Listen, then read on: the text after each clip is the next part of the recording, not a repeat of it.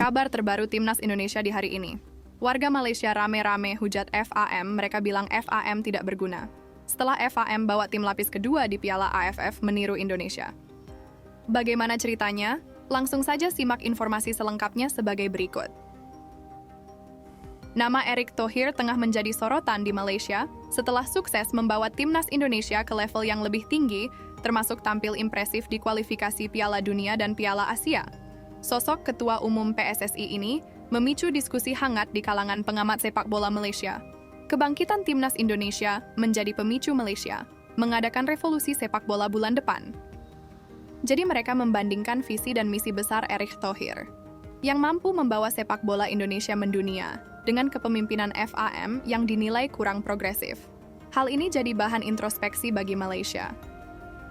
Timnas Malaysia dilaporkan kemungkinan tidak akan tampil di Piala AFF 2024 atau Asian Championship dengan kekuatan penuh.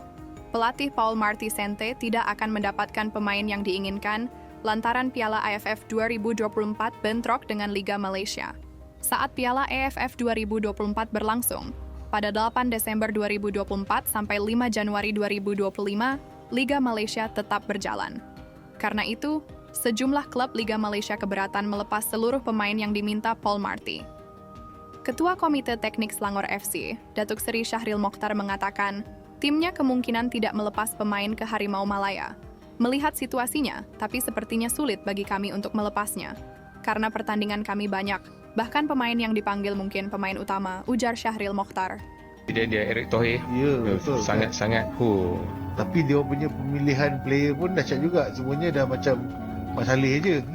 Sebab heritage yang diambil oleh Indonesia yang sedangkan berbeza dengan naturalisasi yang diambil oleh Malaysia.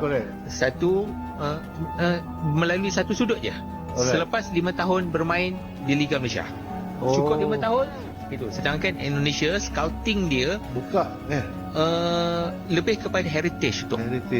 Indonesia bukan naturalisasi yang contohnya beberapa yang ada sekarang itu bukan naturalisasi, bukan daripada liga dia.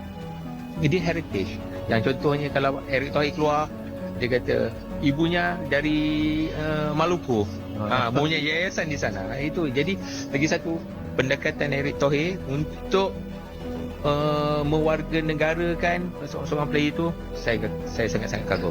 Kalau kau tak kenal dua orang ni, tak payah tengok bola sepak. Dua pemimpin bola sepak paling padu di Asia, TMJ dan Erick Thohir baru saja bertemu. Sejujurnya antara semua individu yang terlibat dalam bola sepak di Asia, dua orang inilah yang abang paling respect. Di bawah pimpinan Tunku Mahkota Ismail, JDT kini antara kelab paling digeruni di Asia. Dari fasiliti dan stadium yang world class kepada budaya coaching serta pemain mereka yang profesional, tak heranlah JDT kini kelab yang mempunyai ranking paling tinggi di Asia Tenggara. Sejak Erick Thohir mengambil alih peranan sebagai Presiden PSSI, tidak dapat dinafikan Timnas Indonesia lah yang mempunyai peningkatan paling mantap dewasa ini. Daripada program naturalisasi yang sangat berkesan kepada pencapaian terkini setiap lapis umur bola sepak dan futsal Timnas Indonesia memang terbaik. Menurut posting TMJ di sosial media, mereka berbincang tentang bola sepak dan rancangan masa depan yang akan menaikkan lagi tahap bola sepak ASEAN. Erick Thohir juga bertambah yang kedua-dua pihak ingin negara Asia Tenggara mampu bersaing di level Asia, lebih-lebih lagi tahap dunia.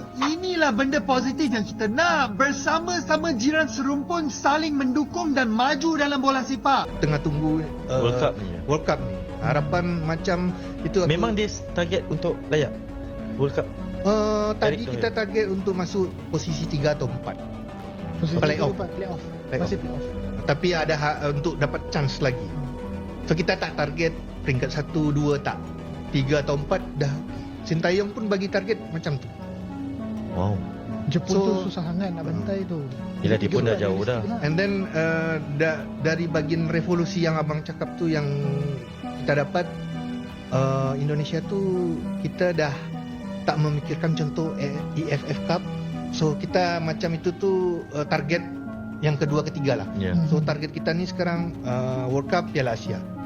Walaupun kita tak pernah juara AFF, tapi itu rasa kita sudah tak ada nak target tu lagi. So nanti kalaupun kita tak juara pun tak masalah. Diterima dengan baik oleh penyokong? tak tahulah.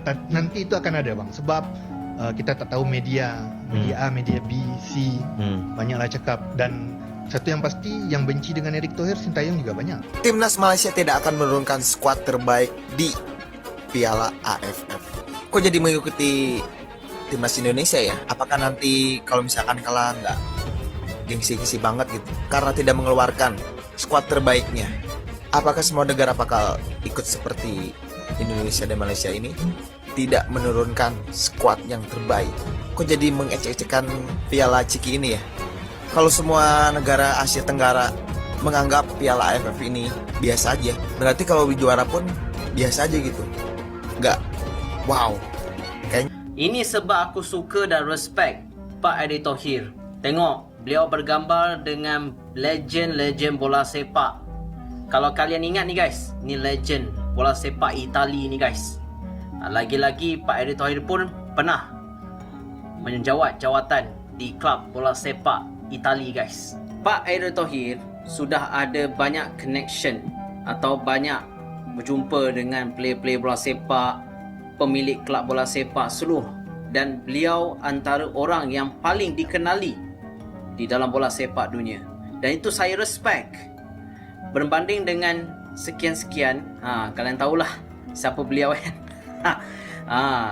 Midin memang tak ada apa-apa guys, tapi Pak Erick Thohir telah tunjukkan bahawa beliau adalah pemimpin yang perlu kita respect, yang perlu kita kagumi dan patut kita contohi.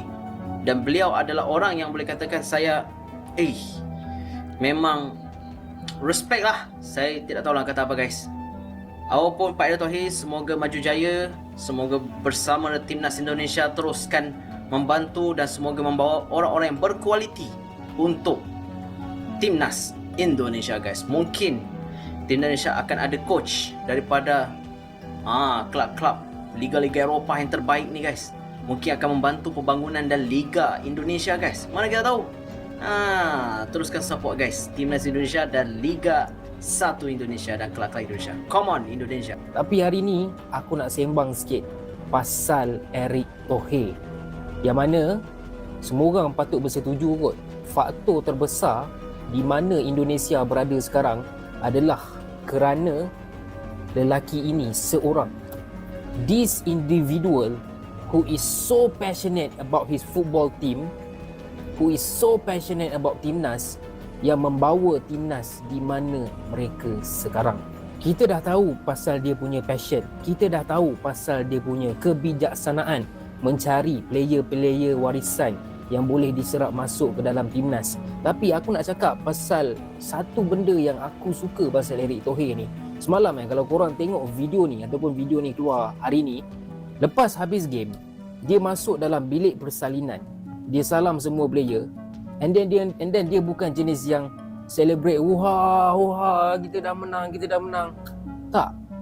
Dia stay grounded, dia stay fokus. Dia kata kat semua player, fokus untuk next game. Sebab benda belum habis, masih lagi ada baki 4 perlawanan.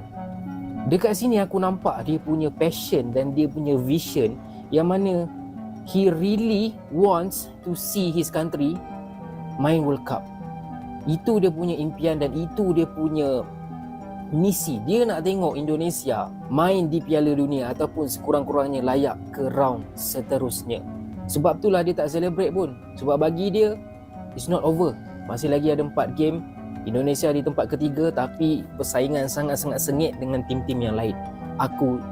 Jadi siapa yang aku rasa akan pergi ke final lah. Kita terus bawa ke final kan. Semi final tu semua tak payah. Okey, siapa yang aku predict akan masuk final? Okey, yang pertama aku pilih Indonesia. Bagi aku yang akan menjadi juara untuk grup B. Okey, so kita tahu Indonesia sekarang memang tengah padu gila dekat kualifikasi Piala Dunia. Walaupun ada player-player yang tak ada, tapi ramai juga player-player terkenal yang diorang akan mainkan nanti. Contohnya kita ada Marcelino Ferdinand, Dustin Hubner, Rafael Struijk, Ivan Jenner, dan ada juga player berpengalaman macam Pratama Arhan, Asnawi Mangkuk Alam, okey, dan sebagainya. Mungkin akan ada komen dekat bawah, bang kau ni orang Malaysia, kenapa kau tak rasa Malaysia pergi final? Kau tengok ke tidak game-game Malaysia adik? Kau tengok performance macam tu, kau rasa boleh pergi final ke? Lagipun revolusi Harimau Melaya akan bermula pada 15 Disember. Maknanya selepas tournament tu habis.